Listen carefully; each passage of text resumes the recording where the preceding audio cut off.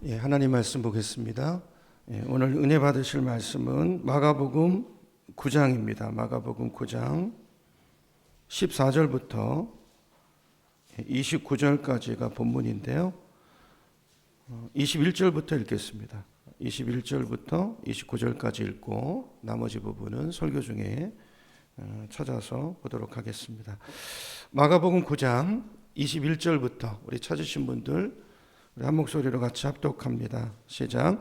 예수께서 그 아버지에게 물으시되 언제부터 이렇게 되었느냐 하시니 이르되 어릴 때부터니이다.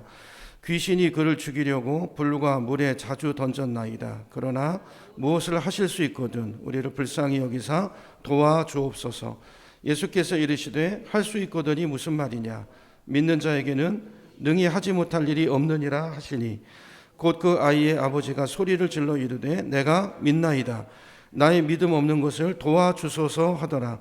예수께서 무리가 달려와 모이는 것을 보시고 그 더러운 귀신을 꾸짖어 이르시되 말 못하고 못 듣는 귀신아 내가 내게 명하노니 그 아이에게서 나오고 다시 들어가지 말라 하시매 귀신이 소리 지르며 아이로 심히 경련을 일으키게 하고 나가니 그 아이가 죽은 것 같이 되어 많은 사람이 말하기를 죽었다 하나 예수께서 그 손을 잡아 일으키시니 이에 일어서니라.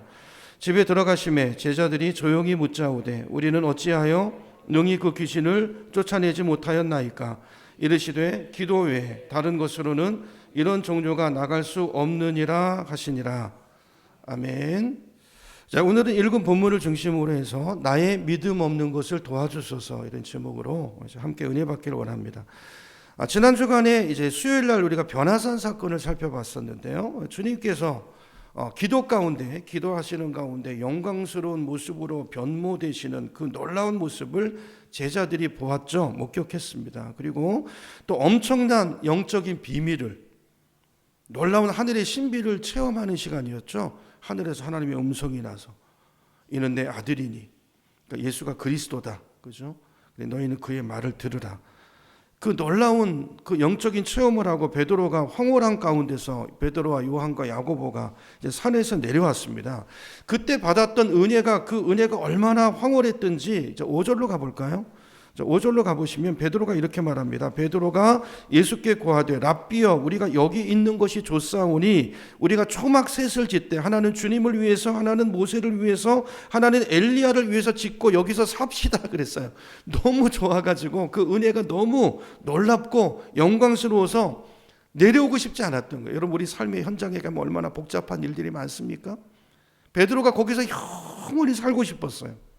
근데 주님이 뭐라고 말씀하죠? 내려가자. 그래서 내려가자.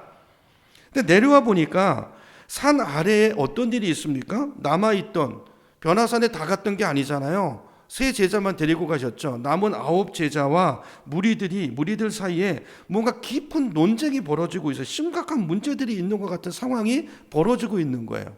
무슨 일이죠? 어떤 일인가? 오늘 17절로 다시 가보겠습니다. 17절, 18절을 제가 읽을게요. 무리 중 하나가 대답하되 선생님, 여기 선생님 누구예요? 예수님이죠. 예수님 옆에 나와서 얘기하는 거예요. 선생님, 말 못하게 귀신 들린 내 아들을 선생님께 데려왔나이다. 18절, 귀신이 어디서든지 그를 잡으면 거꾸러져 거품을 흘리고 이를 갈며 그리고 파리해지는지라. 아이의 증상을 이야기하는 거죠. 내가 선생님의 제자들에게 내쫓아달라 하였으나 그들이 능히 하지 못하였습니다. 그래서 선생님께 데려왔습니다. 그 말이죠. 그러니까 자기 아들 이야기를 하는 거예요. 이분이 귀신이 들려가지고 아들이 물에도 넘어지고 불에도 자빠지고 또 거품을 물고 아무데나 막 쓰러지는, 그죠? 너무나 불쌍한 이 아들을 데리고 나와서 주님께 고쳐달라는 거예요. 고쳐달라는 거예요. 여러분 이게 우리가 살고 있는 세상 사람들이 가지고 있는 문제들, 우리들의 모습이라는 거죠. 베드로가 경험했던 산 위의 모습과는 너무나 대조되는 모습이죠. 여러분 산 아래에는요 온갖 질병과 고통과 아픔과 또 관계 갈등 속에서 날마다 풀리지 않는 숙제를 부둥켜 안고 가슴앓이하고 살아가고 있는 사람들이 이 산 밑에 있는 세상의 죄 가운데 있는 사람들의 모습이라는 것, 그것이 우리가 살고 있는 세상이고 부인할 수 없는 우리 삶의 현장이고 산 아래 동네의 모습이라는 것입니다. 오늘 이 자리에 모인 성도님들 가운데서도 겉으로 볼 때는 우리가 다 멀쩡하게 앉아있지만 우리 속은요, 말할 수 없는 고통 가운데 계신 분들이 아마 많이 계실 거예요. 해결하지 않는 삶의 갈등들, 문제들, 경제적인 어려움, 그죠? 뜻대로 되지 않는 자식의 문제, 그죠? 이렇게 답답하고 암울한 우리 현실적인 삶의 문제들을 가지고 살 수밖에 없는, 그것이 죄 가운데 있는 산 아래 동네의 모습이라는 것입니다. 여러분, 실제로 우리가 아니더라도 우리 주변의 삶을 한번 돌아보세요. 여러분, 우리 주변에는요, 우리의 기도를 필요로 하는 사람들이 너무너무 많아요. 우리에게 손 내밀어 도움을 요청하는 사람들이 의외로 많이 있다는 것이 오늘 우리가 살고 있는 이 땅의, 이 세상의 모습이라는 것입니다. 그런데 많은 그리스도인들은요, 예수를 만나고 주님, 하나님 믿는 은혜가 너무 좋아서 베드로와 그 세 제자들처럼 반응할 때가 많다는 거예요. 여기가 좋사오니 세상으로 안 들어가려고 합니다. 가능하면 접촉 안 하려고 합니다. 너무 힘들어요. 죄가 너무 힘들어요. 여러분, 하나님이 얼마나 좋습니까? 우리는 산 위에서 살고 싶어요. 남의 일에 끼어들고 싶지 않고 세상 속에 들어가고 싶지 않아요. 거기서 시간을 낭비하고 싶지 않아요. 말씀만 보고 기도만 하고 찬양만 하고 은혜 가운데만 있고 싶어요. 나만 편안하고 우리 집이 문제가 없고 나만 괜찮으면 그냥 그것이 우리는 행복이라고 착각하고 그 안에 머물기를 원할 때가 많이 있다는 것입니다. 근데 주님은 그렇게 말씀하지 않으세요. 세상으로 들어가라고 말씀하십니다. 성경은요, 나만 배부르고 나 혼자 행복하다고 그걸 행복이라고 이야기하지 않는다는 거예요. 그럼 나만 구원받으면 됩니까? 부모님 어떻게 하실 거예요? 자식들 어떻게 하실 거예요? 그 자리로 가서 그 기쁨, 내가 만난 그 예수를 전하는 그것이 오늘 우리에게 주어진 삶의 이유고 사명이고 내가 숨쉬고 있는 목적이라는 것입니다. 주님은 거듭해서 제자들을 향해서 너희는 세상의 소금이라고 말씀하세요. 너희가 누군지 아니? 너희 새로운 정체성은 세상에 있지만 그러나 거기서 소금이 되고 빛이 되는 거야. 맛을 내는 거야. 빛을 내는 거야. 맛이 그냥 납니까? 내가 부서져야 되죠. 내가 녹아져서 들어가야 되죠. 내가 태워져야 되죠. 내가 없어져야 되죠. 그래야 빛이 되죠. 그렇게 나를 죽이고 내가 낮아지고 그렇게 영혼들을 구원하고 그들을 도와주라고 성경은 주님 우리에게 말씀하고 있다는, 나 혼자 배부르고 내가 행복하다고 그걸로 행복한 것이 아니고 내 사랑하는 가족들 피차 함께 더불어 행복할 때 그것이 진짜 행복이라고 주님은 성경 우리에게 거듭거듭 말씀하고 있어요. 여러분, 왜 주님께서는 베드로가 그 변화산의 놀라운 은혜를 체험하고 주님 여기가 좋사오니 이 산 위에다가 초막셋을 짓고 우리 여기서 삽시다 그렇게 이야기함에도 불구하고 왜 그렇게 바삐 산 아래로 내려가신 걸까요? 바로 그 이유 때문이라는 거예요. 산 아래 누가 있어요? 바로 이런 사람들이, 오늘 본문에 나오는 이런 사람들이 있어요. 이게 예수님이 여기 오신 이유이고 목적이라는 것입니다. 그게 성탄의 목적이라는 것입니다. 주님은 가장 낮은 곳으로 고통당하는 자들의 삶 속에 들어가서 그들의 가정에 들어가서 그들과 함께 식사하며 그들을 고난 가운데서 건져내기를 원하셨던 것. 예수님이 이 땅에 오신 이유는 마가복음에 보니까 내가 전도하러 왔다고 그래요. 전도하러. 그리고 주님의 몸된 교회의 목적도 바로, 교회를 세우신 목적도 바로 전도하도록 하기 위해서 교회를 세우셨다고 말씀하고 있어요. 어떻게 보면 영적으로 여기가 산 위일 수 있죠. 산 위. 산 아래로 내려가야 된다는 거예요. 모여서 은혜 받고 하나님의 능력을 덧입고 그분의 사랑을 덧입고 그걸 가지고 세상에 들어가서 그걸 전달해주는 축복의 복의 통로가 되어야 된다는 거예요. 그게 우리가 교회가 서 있는 이유고 오늘 우리가 살아가는 존재의 목적이고 이유라는 것입니다. 그것이 기독교이고 그것이 먼저 믿은 우리의 사명이고 그것이 성도들이 마땅히 살아야 될 삶의 모습이라는 거예요. 그걸 가르쳐주기 위한 본문이 오늘 본문인 것입니다. 제가 모르는 얘기한 거 아니죠? 오늘 처음 알았어요. 그런 분이 있습니까? 아무도 없어요. 우리 다 알아요. 근데 문제는 우리가 그걸 모르는 바는 아니지만 머릿속으로 다 압니다. 근데 우리 삶으로 이게 실천이 되지 않는다는 데 문제가 있어요. 왜 안 될까요? 왜 안 될까요? 오늘 본문을 보면 우리 주님은 믿음이 없기 때문이라고 말씀하는 것 같아요. 우리가 딱 그렇게 하길 원하죠. 사람들 건져내길 원하죠. 근데 안 돼요. 역사가 일어나지 않아요. 주님은 그게 믿음의 문제라고 이야기해요. 우리에게 믿음이 없는 것, 그게 문제라는 것입니다. 우리 19절로 가서 주님의 말씀을 들어보겠습니다. 19절 우리 같이 읽습니다. 시작. 대답하여 이르시되 믿음이 없는 세대여, 내가 얼마나 너희와 함께 더 있으며 얼마나 너희에게 더 참으리요, 그를 내게로 데려오라 하시매. 주님이 제자를 책망하시죠. 그 병자를 주님 없어도 당연히 주님의 이름으로 주님의 능력으로 고쳤어야 되는데 왜 고치지 못했는가? 너희들 믿음의 문제가 생겼다. 믿음을 책망하십니다. 제자들을 향해서 어떤 세대라고 이야기하시죠? 믿음이 없는 세대래요. 믿음이 없는 세대래요. 믿음이 없기 때문에 제자들이 아무리 소리를 지르고 아무리 기도를 해도 예수님의 그 사역의 모습을 봤잖아요. 그동안 얼마나 많이 봤습니까? 고치시는 그 현장을 그대로 흉내내고 자기들도 경험이 있잖아요. 그 경험을 가지고 그렇게 하려고 하는데 역사가 안 일어나요. 귀신이 꼼짝도 안 해요. 네가 누구냐? 사탄아 물러가라 그랬더니, 야, 네가 누구야? 기죽어 있는 제자들. 여러분, 제자들의 마음은 그 귀신 들린 청년을 도와주고 싶어요. 그 묶임에서 풀어주고 싶단 말이에요. 근데 뭐가 없어요? 믿음이 없어요. 능력이 없어요. 다시 말해서 경건의 모양은 있는데 경건의 능력을 잃어버린 이 세대를 가리켜서 주님은 믿음이 없는 세대라고 말씀하고 있는 거예요. 역사가 일어나지 않습니다. 주님 없이 아무것도 못합니다. 현대 교회 모습이 아닌가요? 많은 교회가요, 성도님들 교회 10년, 20년 다녀도 못해요, 혼자서.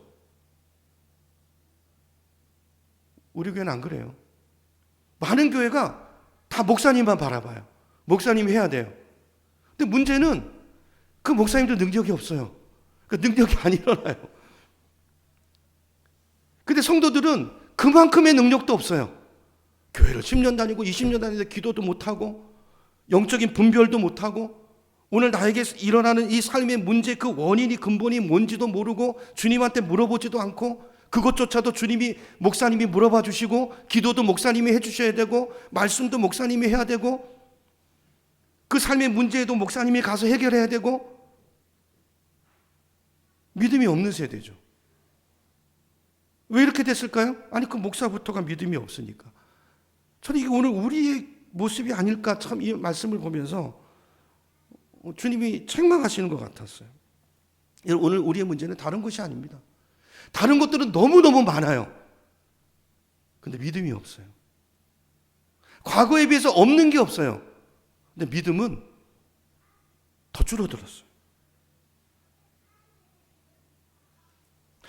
마음은 있죠, 다. 하나님의 기쁨이 되고 싶고 더 멋지게 살고 싶고 더 행복하게 살고 싶고 어려운 사람 보면 많은 것으로 도와주는 그런 인생이고 싶은데 문제는 내게 능력이 없다는 게 문제, 믿음이 없다는 게 문제. 여러분, 성도는 예수 믿는 순간 원튼 원치 않든 영적 전쟁의 도중에 있다는 걸 아십니까? 근데 영적 전쟁으로 말하면 거의 많은 교회 교인들, 성도들이요, 거의 폐잔병 아니면 탈염병 수준 그래가지고 완전히 코너에 낙동강전선에 이렇게 몰려 있는. 오늘 제자들을 향한 주님의 탄식은 정확하게 저는 오늘 우리들을 향한, 나를 향한 주님의 탄식이라고 믿습니다. 이 믿음이 없는 세대요. 언제까지 내가 너와 함께 해야 나를 믿겠느냐? 그 믿음의 역사가 내가 없으면 아무것도 안 되냐? 내가 너에게 그 능력을 주지 않았냐? 믿음을 사용해라. 언제까지 내가 너와 함께 있겠냐 하시는 주님의 안타까움이십니다. 자, 그렇다면 믿음이 문제인데요. 자, 그냥 오늘은 믿음이 뭔가를 생각해 보길 원해요. 여러분, 믿음이 뭘까요? 믿음이 뭡니까? 여러분, 믿으시죠? 믿음 하는데 믿음이 뭘까요? 도대체 믿음이 뭐길래 주님은, 우리가 생각할 때 주님은 믿는 것 같은데, 예수는 믿는 것 같은데 왜 주님은 제자들에게 믿음이 없는 세대라고 탄식하고 계시는 걸까요? 결론부터 말씀드리면요, 믿음은 주님을 향해서 집중하는 것입니다. 뭐라고요? 믿음은 다른 것이 아니고 주님을 집중하는 거예요. 근데 우리는 다른 게 너무 많아요. 나의 생각, 내 경험, 내 판단, 내가 가지고 있는 건 내 소유, 내 관계. 믿음이라는 것은요, 이걸 다 유보하고 이걸 뒤로 하고 집중해서 주님만을 바라보는 거, 이걸 성경은 믿음이라고 말해요. 여러 개 중에 하나가 아니라, 옵션, 선택이 아니라 어떤 상황이 생겼을 때 본능적으로 반사적으로 주님을 딱 집중하는 거. 이게 믿음이 있는 거고 그게 아닌 게 믿음이 없는 거라는 거. 어떤 문제가 딱 왔는데 통장을 딱 쳐다보고 은행 잔고를 딱 계산해보고 믿음이 없는 거죠. 믿음이 없는 거예요. 주님을 믿는 게 믿음이 없는 건 아닌데 주님을 믿는 믿음은 아닌 거죠. 돈을 더 의지하고 살아왔던 게 그 순간에 드러나는 거예요. 믿음 없음이 드러나는 거예요. 믿음이라는 것은 좌로나 우로나 치우치지 않고 본질만 붙드는 거예요. 그게 믿음인데 그 본질이 누구예요? 예수님. 이 땅에 존재하는 모든 것들, 이 땅에 존재하는 모든 것들이 보통 땐 문제가 없다가 문제가 생겨요. 근데 그거를 만든 분이 누구예요? 예수 그리스도, 창조주, 그분이 본질이에요. 모든 것들의 본질, 모든 것들을 있게 하고 오늘 나의 생명조차 여기 있게 하신 그분, 그 모든 것을 아시고 살릴 수 있는 그 전능하신 하나님, 그분이 본질이란 말이에요. 본질. 문제가 생기면 그분을 탁 바라보는, 이게 첩경이란 말이에요. 이게 믿음. 그 믿음이 우리를 살린다는 것입니다. 우리를 회복하신다는 것입니다. 그게 성경의 메시지입니다. 다시 정리하면 믿음이라는 것은 모든 것의 본질이고 모든 것의 주체이신 본질이신 예수 그리스도께 온전히 나가는 거예요. 그분을 의뢰하는 거예요. 그 한 분을 향해서 집중하는 거예요. 내 모든 생각을. 그리고 그분을 듣는 거예요. 그분을 기다리는 거예요. 그걸 성경은 믿음이라고 말해요. 자, 문제 해결을 못했잖아요. 뭐가 문제였는가 이제 주님이 다시 보여주세요. 문제 해결을 어떻게 하는가를 보세요. 자, 21절로 가봅니다. 21절로 가보면 먼저 모든 문제 해결에는요, 여러분 진단이 중요합니다. 아무렇게나 덤벼드시면 안 돼요. 내 생각으로. 하나님 보내신 문제들은요, 그렇게 달려들수록 문제가 더 꼬입니다. 자, 예수님께서 아들의 문제의 원인을 진단하는데요. 자, 질문을 하시죠. 예수께서 그 아버지에게 물으시되, 여러분, 하나님 우리에게 늘 물으세요. 기도는 여러분이 하고 싶은 말만 하고 가는 게 기도가 아니고, 내 문제를 말씀드렸잖아요. 그럼 이제 들으셔야 돼요. 그게 진짜 기도의 의미고 목적인 거예요. 들으셔야 돼요. 주님 뭐라고 말씀? 주님의 진단이 뭔지. 나한테 이런 문제가 생겼어요. 이게 뭐지요? 들어야 되죠. 주님 물으십니다. 아버지에게 언제부터 이렇게 됐냐? 네 아들이 어릴 때부터입니다. 그리고 뭐라고 말하죠? 귀신이 그를 죽이려고 불과 물에 자주 던졌나이다. 누가요? 귀신이. 여러분 상담도 기법이요. 상담도 상담자가 많이 말하는 거는 좋은 상담가가 아닙니다. 실력이 없는 상담가. 질문을 던져서 끄집어내는 거예요. 그 원인이 거기서 나와요. 말 속에서. 그렇죠? 그래서 말하던 중에 질문을 던지고, 그러니까 좋은 상담가는 좋은 질문을 던지고, 좋은 해석가도, 좋은 말씀 해석가도요, 성경에 좋은 질문을 던지는 거예요. 내 삶의 문제에 대해서 주님께 질문을 던지는 거예요. 누가 답을 하시죠? 하나님이 답을 하시죠. 그걸 듣는 거예요. 이게 문제 해결의 첩경이라는 거예요. 다윗의 위대한 점도 바로 그거예요. 다윗은 늘 하나님께 묻습니다. 문제가 생길 때마다 여호와께 여짜와. 다윗이 문제가 없는 인생이고 여러분 다윗은 가진 게 하나도 없어요. 근데 다윗은 하나님을 가졌어요. 늘 하나님께 물어요. 하나님의 답을 가지고 살아요. 그래서 그 인생이 하나님 뜻대로 나가는 거예요. 그 차이입니다. 자, 오늘 보면 주님은 질문을 통해서 그 사람이 문제를 보게 하세요. 그러니까 길들을 가르쳐 주시는 거죠. 그죠? 누가 대답합니까? 아버지가 대답해요. 애가 귀신이 들렸대. 그 문제 귀신이잖아요. 근데 어쩌면 제자들은 그것도 몰랐을 수 있어요. 자, 귀신이 그를 죽이려고 물과 불에 자주 던졌나이다. 지금 이 아이의 문제는 육신의 문제가 아니라 영적인 문제라는 것을 주님이 드러내십니다. 그 아버지의 질문을 통해서. 여러분, 주님이 치유하실 때 사마리아 여인, 수가성 여인 다 질문 던지죠. 질문입니다. 지금 이 아이에게 일어나는 일은 마귀의 역사고 사탄의 역사고 영적인 일이고 귀신의 장난이라는 것을 드러내서 보여주세요. 이 진단이죠. 진단이 바로 돼야 처방이, 바른 처방이 나오죠. 그렇게 하고 이제 귀신이 문제니까 귀신을 쫓아내십니다. 귀신을 꾸짖어서 쫓아내세요. 근데 아무나 이렇게 하면 안 되죠. 진단을 해야죠. 그죠? 아무나 이렇게 하면 안 되죠. 사람마다 다르니까 케이스가. 25절 가보겠습니다. 25절.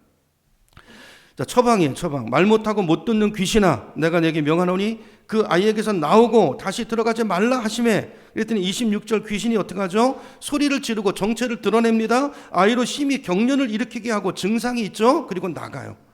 27절 귀신이 나가니까 그동안 귀신이 장악하고 있었잖아요. 귀신이 나가버리니까 쓰러져 버려요. 죽은 것처럼 돼버리죠. 예수님이 죽은 게 아니야. 아이의 손을 잡아 일으키니 아이가 어떻게 했다고요? 일어섭니다. 회복이죠. 자, 이게 오늘 본문의 내용인데, 자, 메시지가 뭘까요? 마가가 이걸 통해서 우리에게 뭘 말하고 싶은 걸까요? 여러분, 우리 삶의 모든 문제에는 다 뭐가 있다? 원인이 있다. 해결 방법이 있어요, 없어요? 있다. 반드시 있다. 근데 누구에게 있어요? 주님께 있다. 우리가 아는 해결 방법도 있어요. 우리는 육의 사람이기 때문에 육적인 문제는요, 우리에게 이성도 주시고 지혜와 지식도 주셔서 진단할 수 있어요. 그런데 많은 경우의 문제는 그렇게 해결되는 문제가 아니라 영적인 문제. 그 답은 영이신 하나님 예수 그리스도에게 있다. 이걸 잊어버리지 말라는 거예요. 아니, 근데 삶의 거의 모든 문제는 다 영적인 일과 관련되어 있어. 특별히 성도의 삶에는. 그러므로 이렇게 해야 된다. 물어봐야 된다. 물어봐야 된다. 그죠? 창조주이신 만물의 원인이신 예수 그리스도, 그분께 답이 있다. 근데 우리가 살면서 자주 놓치는 것은요, 우리 문제의 본질과 그 문제의 답이 예수님께 있다는 사실을 자꾸 잊어버린다는 거예요. 우리는 자꾸 육적인 것으로만 봐요. 겉에 있는 모습만 본단 말이에요. 그리고 우리는 교만하기 때문에 자꾸 내가 뭘 할 수 있다고 생각해요. 마귀가 돈이라는 것을 통해서 야, 네가 신이 되면 되지 뭘 하나님 앞에 맨날 물어봐. 네가 하나님이야. 하나님처럼 돼, 네가. 그리고 그걸 이루어줄 수 있는 게 돈이야, 돈. 돈을 벌면 돼. 그 시간에 돈을 가지면 뭐든지 할 수 있어. 자꾸 하나님을 돈으로 바꿔버려요. 물질적인 것으로, 보이는 것으로 대체해놓고 어떤 시스템, 어떤 틀을 만들어놓고 그 보호 안에 들어가 있으면 안전하다고 생각하고 그것이 내 삶의 문제를 해결해 줄 거라고 착각에 빠진단 말이에요. 이게 교만이잖아요. 이게 죄의 본질이죠. 그런 것들을 두는 순간에 주님을 향한 뭐가 흩어질까요? 집중이 흩어진단 말이에요. 그 순간에 우리 인생이 무너지는 것입니다. 한순간에 무너져요. 여러분, 우리의 믿음은 그 순간, 우리의 예배는, 우리의 기도는 앉아있다고 예배가 아니에요. 집중하셔야 됩니다. 하나님께 정말 집중하셔야 돼요. 여러분, 하나님 앞에 정신을 차리고 집중하셔야 돼요. 이 시간이 여러분 구약의 예배를 보세요. 우리가 이렇게 예배를 드려도 되나? 살아계신 하나님, 그 전능하신 하나님이 우리를 만나려고 임재하시는 이 예배 시간에 그 하나님께 집중하셔야 되죠. 그렇지 않으면 그게 어떻게 예배예요? 하나님을 능멸하는 그런 일을 우리가 하고 있으면 어떻게 해요? 성도가. 하나님이 어떤 분이신데요? 집중력이 흐트러지는 순간에 우리의 믿음은, 우리의 예배는, 우리의 기도는 힘을 잃어버립니다. 결과는 제자들처럼 마귀에게 조롱거리를 당하고 사람들에게 비웃음거리가 되는 그런 상황이 오게 된다는 거예요. 그게 오늘 어떻게 보면 교회의 모습일 수 있다는 거예요. 그걸 오늘 본문이 보여주고 있는 거예요. 조롱거리가 되어 있는 제자들을 드러내 보여주고 있어요. 이 제자들이 어떤 제자들일까요? 불과 얼마 전만 해도요, 우리 같은 오늘 본문, 이제 마가복음에는 없는데요, 같은 본문이 기록되어 있는 누가복음으로 한번 가볼게요. 누가복음 9장으로 한번 뒤로 가보겠습니다.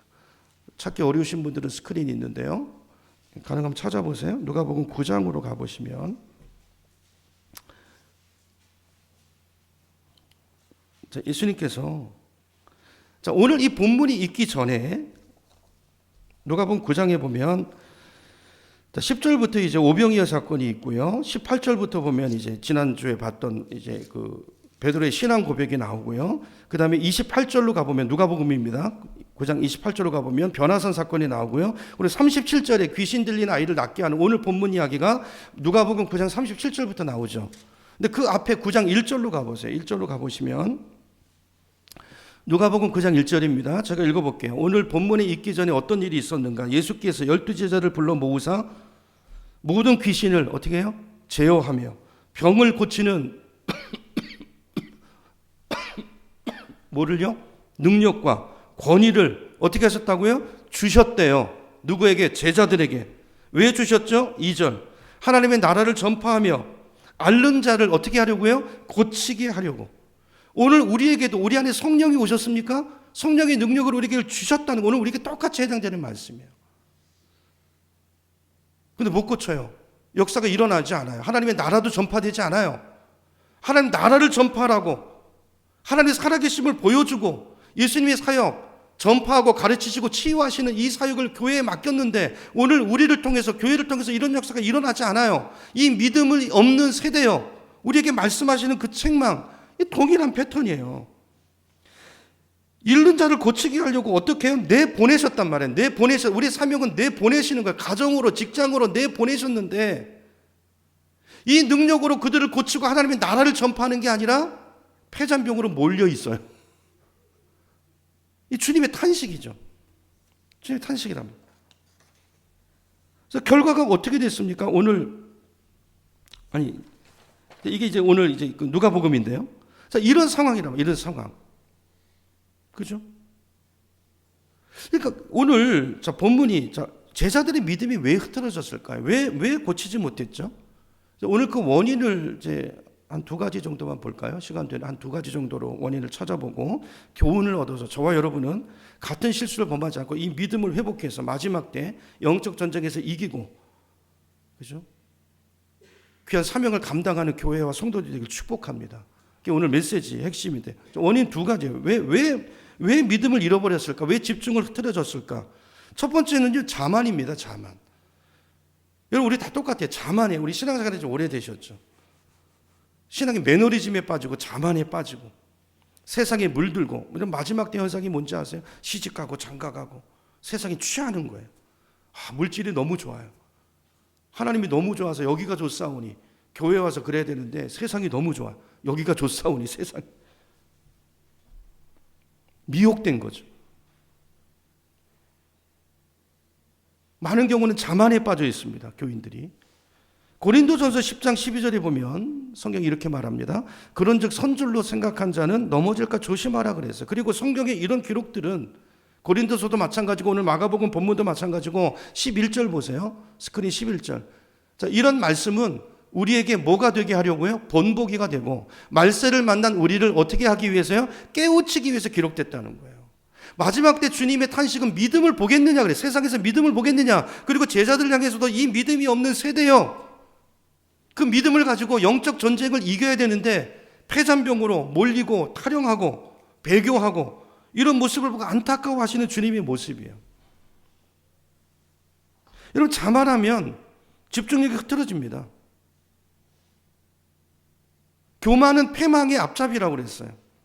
주님을 향한 마귀는 바로 이때를 노리는 거예요. 우리 집중력이 흐트러질 때 시선이 주님을 향해서 자꾸 딴 데로 시선을 분산시키는 거예요. 주님을 보지 못하게 하는 거예요. 주님의 음성을 듣지 못하게 하는 거예요. 문제의 본질을 마귀는 속이는 거잖아요. 문제의 본질을 숨겨놓고 있는데 그걸 주님께 들어서 알아서 바르게 전곡을 찔러서 이렇게 영적 전쟁을 싸워야 되는데 그걸 못 보고 앞뒤 분간을 못하게 하고 엉뚱한 싸움을 하게 하고 이게 마귀의 전략이거든요. 자만하게 만들어. 말씀드렸지만 예수님의 제자들은요, 지난 2년 동안 주님을 따라다니면서 수없이 봤어요. 수없이 많이 봤어요. 주님께서 병을 어떻게 고치시는지. 케이스 바이 케이스로 이런 사람은 이렇게 원인을 진단하고 그런 방법들. 상담도 여러분 이론만 배워가지고는 안 됩니다. 좋은 상담가를 통해서 그런 사례들을 보는 거예요. 어떻게 질문을 던지고 어떻게 그 사람의 문제를 끄집어내고 어떻게 처방을 내리고 그 처방에 대한 임상들이 어떤 것들이 있고 이런 것들을 배우는 거예요. 이걸 직접 예수님을 통해서 배웠잖아요. 현장에서 직접 보고 경험한 사람들이잖아요. 뿐만 아니라 방금 봤던 누가복음 9장에 보면 그 능력을 받았어요. 그래서 보기만 한 게 아니라 지금 여기 본문의 제자들은요, 자기도 실제로 자기 힘으로 귀신을 쫓아내보고 병을 고쳐본 경험이 있어요, 없어요? 있는 사람들이라고요. 있단 말이에요. 오늘 본문의 사건은 그 이후에 일어난 일이란 말이에요. 제자들은 자신이 만만했어요. 근데 왜 넘어졌을까요? 여러분, 그 상황을 한번 그려보세요. 지금 상황은 많은 무리들이 모여서 이 상황을 지켜보고 있어요. 서기관들은 째려보고 있고요. 저놈이 정체가 뭔가 째려보고 있고, 지금 아이가 귀신 들려서 막 거품을 물고 이러고 쓰러져 있는 거예요. 근데 이때 제자들은, 이제 이 하나님의 역사가 일어나려면 주님과 연결되어야 되고 주님께 믿음이 집중되어야 되는데, 이때 제자들은 제 해석의 영역이고 제 생각이지만 누구를 의식했을까? 저는 사람을 의식했다고 봐요. 주님께 집중한 게 아니라 사람을 의식한 거죠. 뭔가 자신을 드러내고 싶었던 거죠. 왜냐하면 자신이 있거든요, 이제. 전에는 주님만 했는데 내가 했어. 내가 그때 귀신 쫓아냈어. 병이 고쳐졌잖아. 뭐가 보여요? 주님이 안 보이고 내가 할 수 있어. 사람이 보여요. 그 순간 주님을 향한 시선, 문제가 생기고 신앙의 집중력이 떨어지면서 능력을 잃어버린 거, 믿음이 없는 자가 되고 아무 일도 일어나지 않는 상태가 된 거예요. 능력이 나에게 있지 않습니다. 그죠? 능력의 근원이 예수 그리스도 그분께 있는 거예요. 그분과 연결돼 있어야 그게 가능한 거예요. 그게 끊어지니까 오히려 귀신이 장난을 치고 있어요. 여러분, 귀신은 귀신같이 알아요. 내 영적인 상태를. 내가 무서워서 도망가는 거 아닙니다. 귀신이 예수의 이름을 무섭고 내가 그분을 집중하고 있고 예수와 연결돼 있으니까 나에게 예수가 보이니까 그 예수를 보고 기겁해서 도망가는 거지, 내가 뭐라고 나를 보고 도망가요. 착각하는 거죠. 교만의 자만에 빠지는 거죠. 이런 귀신은 영적인 존재라요, 우리 속을 기가 막히게 알아요. 내 삶을 너무나 잘 알고요, 내가 어떤 죄를 짓고 있는지 마귀는 다 압니다. 그는 영적인 존재이기 때문에. 그래서 귀신은 쪽집게처럼 찝어내요. 뭐를요? 점쟁이들이 과거 일을 찝어내기도 하지만 내 신앙을 찝어낸단 말이에요. 저 인간이 믿음이 충만한지 아닌지, 예수님께 집중되어 있는지, 지금 교만에 빠져 있는지, 마귀는요, 우리 영적인 상태를 귀신보다 나보다 더 잘 알아요. 덤벼들 자와 덤벼들지 말아야 될 자를 마귀는 정확하게 구별하고 있습니다. 여러분, 조심하셔야 됩니다. 조심하셔야 돼요. 선줄로 생각하는 자는 득달같이 넘어집니다. 뻔해요. 안 봐도 알아요. 제자들의 문제는 집중력을 잃어버린 거예요. 뭐 때문에? 자만 때문에. 과거의 성공, 그 경험. 그러니까 내가 했잖아. 그러니까 지금도 그냥 하면 될 줄 알았던 거예요. 현실은요, 부끄러움과 조롱밖에 남죠. 여러분, 오늘 우리에게 주시는 메시지입니다. 여러분, 집중하셔야 됩니다. 예배에 집중하시고, 하나님께 집중하시고, 예수님께 집중하시고, 기도에도 집중하셔야 돼요. 내가 얼마나 몇 번 예배를 드렸느냐가 중요한 게 아니라 그 예배를 집중해서 드렸습니까? 한 번의 예배라도 정말 전심으로 하나님 예배했습니까? 그게 중요한 거예요. 내가 몇 시간 기도했느냐보다 더 중요한 것은 내가 집중해서 얼마나 기도했느냐, 얼마나 그분의 음성을 들었고 그분의 음성을 들으려고. 주님 아니면 안 됩니다. 주님 말씀해 주세요. 주님 말씀해 주시지 않으면 내가 한 발짝도 움직일 수 없습니다. 다른 것들을 다 뒤로 하고 내 경험, 그거 아닌 거 압니다. 하나님, 주님께 답이 있음을 믿습니다. 그 음성을 기다리는 자에게 하나님은 말씀해 주시는 줄로 믿습니다. 여러분, 신앙의 집중력이 흐트러지면 큰일 납니다. 목사라는 직분이 날 지켜주지 않습니다. 장로라는 직분이 날 지켜주지 않습니다. 예배에 참여하고 있고 내가 11조 낸 그 기록이 지켜주지 않습니다. 지금 내가 하나님께 집중하고 있느냐는 거예요. 지금 많은 경우 내 직분이 나를 자만스럽게 만들고 지금 내가 하나님의 은혜로 복을 받았습니까? 그 복이 하나님을 향한 집중을 흐트러뜨리고 세상적인 지식과 여러분 공부를 많이 하셨습니까? 그 명예가 여러분의 신앙의 집중력을 흐트러뜨리는 일이 없도록 깨어 기도하라. 주님이 기도를 강조하세요. 깨어 기도하라. 1시간도 기도할 수 없더냐? 무슨 말이에요? 여러분 1시간 기도할 수 없다면 여러분 그 음성을 들으셔야 돼요. 여러분 심각한 문제가 있어요. 기도하는데 5분을 못 앉아 있습니까? 10분을 못 앉아 있습니까? 철야는 먼 옛날의 이야기가 됐습니까? 심각한 문제가 일어난 거예요. 자만도 심각한 자만에 빠진 거예요. 하나님 음성 들을 이유가 필요가 없는 거지 뭐. 아니 구원받지 못했거나 둘 중에 하나예요. 구원도 못 받아서 이게 뭔지도 모르거나 자만에 빠져 있는 거예요. 지는 줄도 모르고 있는 거예요. 여러분 영적 전쟁에서 가장 중요한 것은 오늘 이 시간 지금 내가 주님을 향해서 집중하는 신앙이 있느냐 없느냐예요. 지금 내 예배의 상태예요. 제가 여러분의 가정생활 뭐 다른 거 볼 것도 없어요. 예배를 보면 알아요. 예배를 보면. 나의 예배. 목사도 마찬가지. 내 예배. 이게 첫 번째고요. 두 번째 메시지는요. 사람을 보고 넘어지지 말라는 거예요. 우리에게 주는 교훈이에요. 사람을 보고 넘어지지 마십시오. 여러분 신앙에 그 닻을 사람에게 자꾸 내리려고 하지 마세요.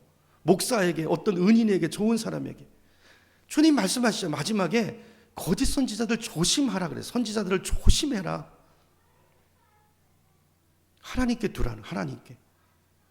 이 아버지의 경우를 보면 보세요. 이 아버지는 귀신 들려서 고통받는 자식을 구하려고 안 해본 일이 없어요. 안 가본 데가 없을 거예요. 근데 별짓을 다 해봐도 아무 효과가 없었죠. 그러다가 누구의 소문을 듣습니까? 예수님의 소문 또는 제자들의 소문을 들었을 거예요. 예수님만이 아니라, 왜냐하면 9장 1절에 2절에 제자들이 나가서 전도여행을 나가서 많은 사람을 고치고 살리는 기적들을 행했거든요. 그 소식을 들은 거예요. 들리는 소문에 의하면 예수님과 또 그분의 제자들은 막 귀신을 쫓아내고 어떤 병도 못 고치는 게 없고 심지어 죽은 자도 살린다는 소문을 들은 거예요. 그 소문을 듣고 기대가 일어나서 그 믿음을 가지고 아들을 데리고 나왔는데 와보니까 거기 누가 있어요? 마침 제자들이 있어요. 몇 명이나요? 9명이나 있어요. 반가웠을까요? 안 반가웠을까요? 반가웠죠. 너무나 반가웠죠. 잔뜩 기대를 가지고 이야 이제 살았구나. 아이를 고쳐달라고 제자들에게 데리고 왔어요. 맡겼어요. 근데 어떻게 됐죠? 아무리 용을 쓰고 소리 지르고 별짓을 다 해도 귀신이 꿈쩍도 안 하는, 아무 일도 일어나지 않습니다. 아버지 마음이 어땠을까요? 기대가 컸기 때문에 실망도 더 컸겠죠. 아, 내 아들의 문제는 안 되나 보다. 제자들이 못하는 걸 보니까 뭐 예수님도 뭐 별 볼 일 있겠어? 실망했어. 여러분 만약에 이 아버지가 너무 실망이 커서 아들을 그대로 데리고 돌아갔다면 어떻게 됐을까요? 집중력이 흐트러져서 그 소문을 듣고 믿음은 집중이라고 했잖아요. 혈류병 앓던 여인을 보세요. 그 여인이 고침받는데 그 여인의 믿음을 성경이 어떻게 표현합니까? 그 집중력은요, 모든 것을 뛰어넘는 집중력이에요. 혈류병이 못 막습니다. 주님을 향한 그 여인의 집중력, 그 간절함을 못 막아요. 네 믿음이 너를 구원하였도다. 어떤 믿음이에요? 어설픈 믿음이 아니에요. 여러분 그 중풍병 걸린 내 친구가, 그 친구의 믿음이 그를 구원했죠. 그들은 믿음을 보시고 구원하시잖아요. 어떤 믿음이죠? 한 번 아니면 아닌가 보다 그러고 가는 믿음입니까? 그건 믿음이 아니죠. 믿음이 주님만 바라보는, 주님께만 소망을 두는 그 믿음이 길이 막히니까 지붕으로 올라가게 하고 지붕을 뚫어내게 하고 예수님 앞에 달아내리게 하고, 그 믿음을 보신 거예요. 그 집중력, 주님을 향한. 그것이 영혼을 구원한 것입니다. 이 아버지는 감사하게도 돌아갔으면 기적을 체험 못했을 거예요. 근데 이게 은혜죠. 이것도 은혜죠. 하나님의 은혜로 예수님을 만났고 예수님 앞에 다시 아들을 데리고 왔고 주님께서 이 아들을 깨끗하게 치유해 주셨다는 것이 오늘 본문의 내용이에요. 이 말씀이 오늘 우리에게 큰 교훈을 줍니다. 제가 이 본문을 통해서 제가 받은 은혜, 하나님 말씀하신 메시지를 쭉 적어보니까 13개를 적었는데 그걸 다 말씀드릴 수는 없고 시간이. 그래서 오늘 하여튼 여러분 각자 잘 이 그림을 그려보시고 오늘 나에게 뭘 말씀하시는가, 목사가 아니라 직접 여러분 듣는, 묵상하시면서 그런 은혜가 있었으면 좋겠어요. 우리도 그렇죠. 우리도 누군가에서 복음을 듣고 교회 나왔잖아요. 그리고 교회 나와서 누군가의 섬김을 받고 누군가를 통해서 말씀도 배우고 기도하는 법도 배우고, 그렇죠? 근데 문제는 내가 의지했던 정말 좋은 그분, 정말 좋은 장로님, 좋은 목사님, 근데 어떨 때는요 바로 그 사람 때문에 우리가 시험에 들 때도 있다는 거예요. 이게 산 아래예요. 착각하지 마세요. 우리는 산 위에 있는 사람이 아니고 아직 산 아래에 있는 사람들. 공사 중입니다. 다. 저나 여러분이나 공사, 완벽한 사람이 없어요.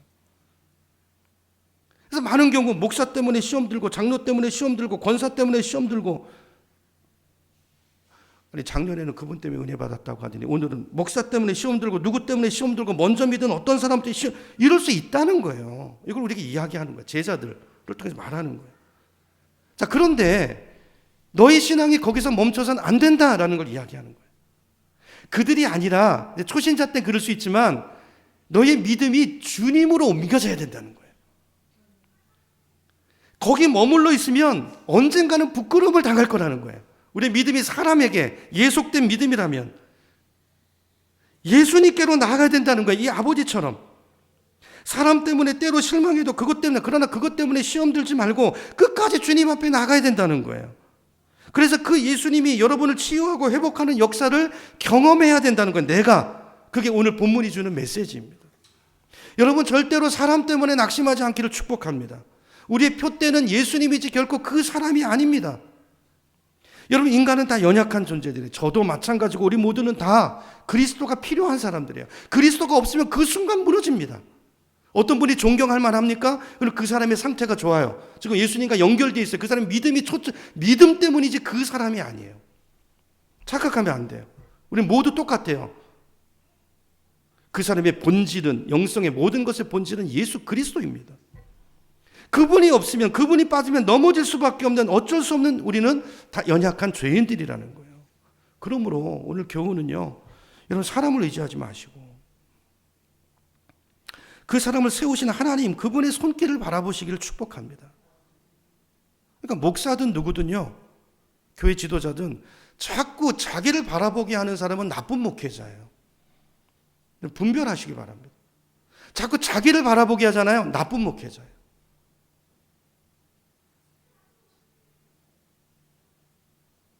그런 사람 쳐다보지도 마세요.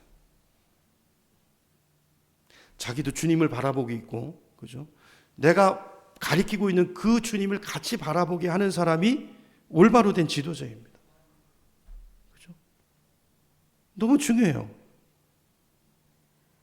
그 사람이 바라보는, 그 사람을 세우신 하나님, 그분의 손길을 바라볼 때 거기에 생명이 있고 거기에 소망이 있고 거기에 진짜 치유가 있고 회복이 있다는 거예요. 이게 오늘 메시지예요. 그러므로 끊임없이 주님을 집중하라. 그 시선을 놓치지 말라. 이게 오늘 핵심입니다. 마지막 25절에서 27절까지를 읽고 마칠게요. 자, 25절로 가봅니다. 마가복음 9장입니다. 예수께서 무리가 달려와 모이는 것을 보시고 그 더러운 귀신을 꾸짖어 이르시되 말 못하고 못 듣는 귀신아 내가 내게 명하노니 그 아이에게서 나오고 다시 들어가지 말라 하시매 귀신이 소리 지르며 아이로 심히 경련을 일으키게 하고 나가니 그 아이가 죽은 것 같이 되어 많은 사람이 말하기를 죽었다 하나 예수께서 아니죠. 그 손을 잡아 일으키시니 어떻게 됐습니까? 일어서니라. 아멘. 무슨 말입니까? 우리 삶에 일어나는 모든 문제들, 그것이 질병의 문제든 가정의 문제든 사업의 문제든 자녀의 문제든 아니면 인간관계의 문제든 모든 문제는 반드시 그 원인이 있는데 그 원인은 다양하다는 거예요. 영적인 원인도 있고 육적인 원인도 있는데, 아니 이렇게 보시면 맞아요. 우리 예수 믿는 사람들 전부 다 그 뒤에 마귀가 노리고 있어요.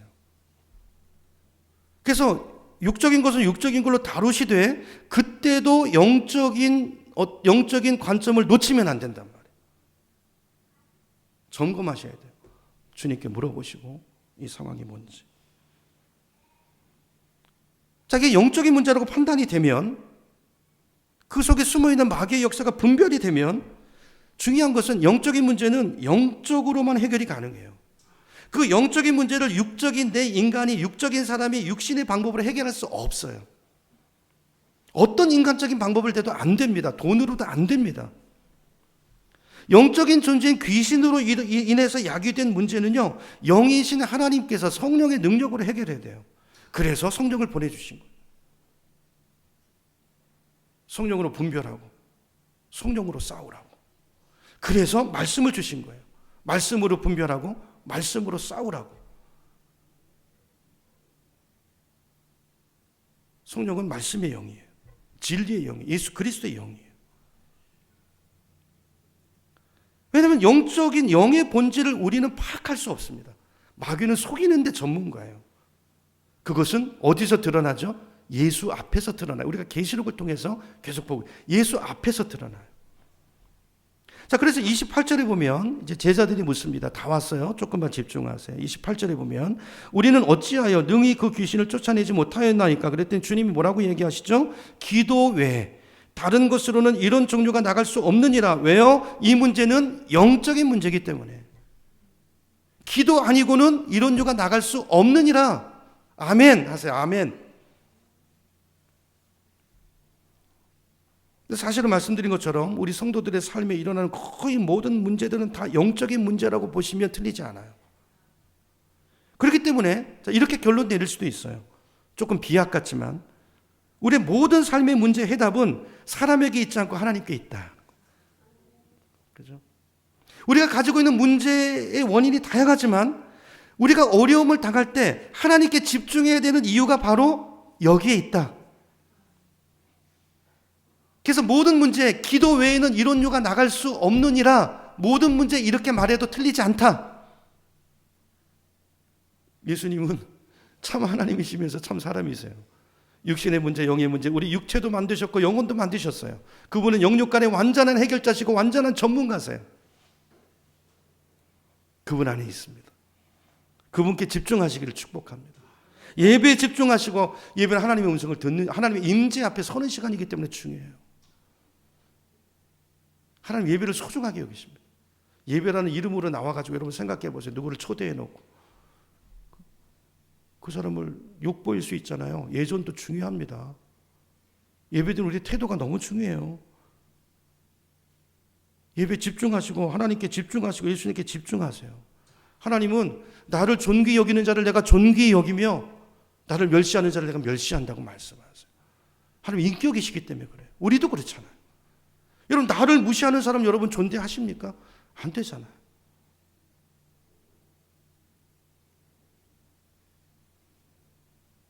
우리가 하나님께 집중하면 주님께서 신실하게 우리의 길에 답이 되어 주실 거예요.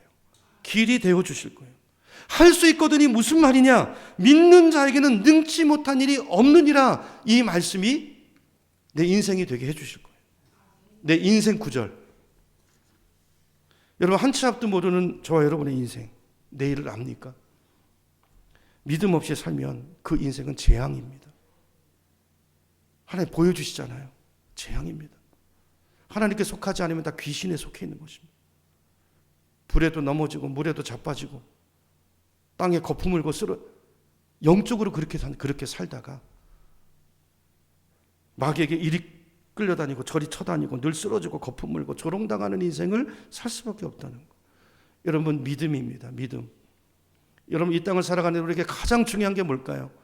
믿음입니다. 첫째도 믿음이고 둘째도 믿음이고 셋째도 믿음입니다. 그렇죠? 믿음으로 하나님을 예배할 때 하나님이 그 인생에게 복을 주십니다.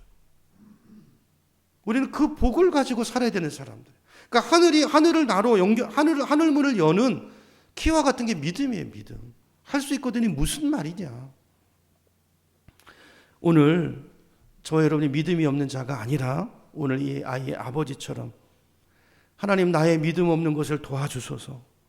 여러분 주님 앞에 그 믿음을 구하시고 그 믿음으로 날마다 승리하는 영적 전쟁에서 이기시는 전쟁을 분별하시고 싸움을 제대로 싸우시고 찌를 것을 찌르시고 물리칠 것을 물리치시고 나의 인생의 집을 바르게 지어가고 세워가는 복된 저와 여러분의 남은 인생이 되기를 예수님의 이름으로 축원합니다.